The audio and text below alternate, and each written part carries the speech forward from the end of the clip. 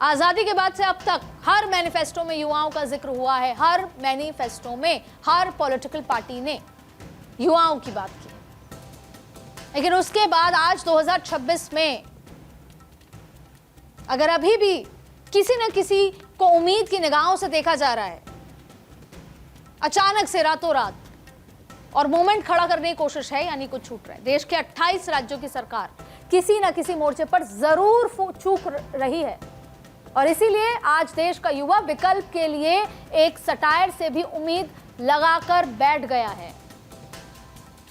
लेकिन इसी जेनजी के साथ घर में बसने वाले लोग आखिर किस मुद्दे पर वोट करने निकलते हैं?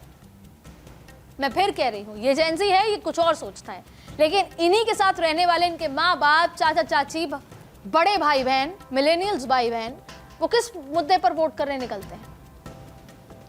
आज भी देश में बहुत बड़ा वर्ग ऐसा है जो धर्म के नाम पर, जाति के नाम पर, जाति देखकर वोट करता है। करे, लेकिन at what cost?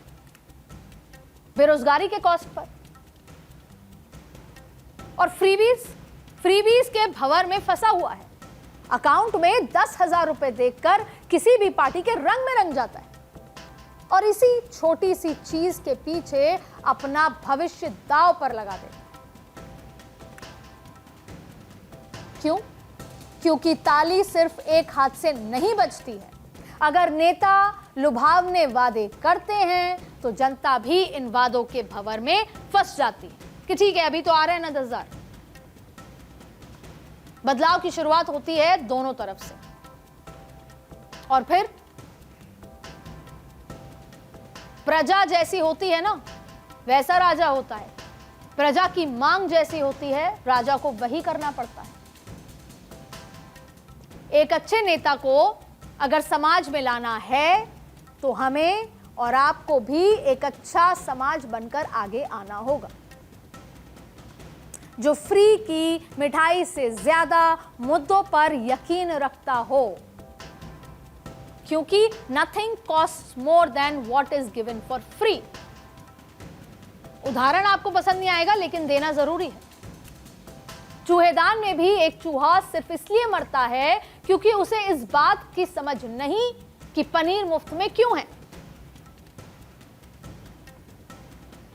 Nothing is free my dear. तो आज के फ्री के लिए कल की जिंदगी को दांव पर क्यों लगाना है? मत लगाइए। बात एक कॉकरोच की नहीं है, उस पर तो पूरी जांच होनी चाहिए और फिर अंधा फॉलो नहीं करना चाहिए।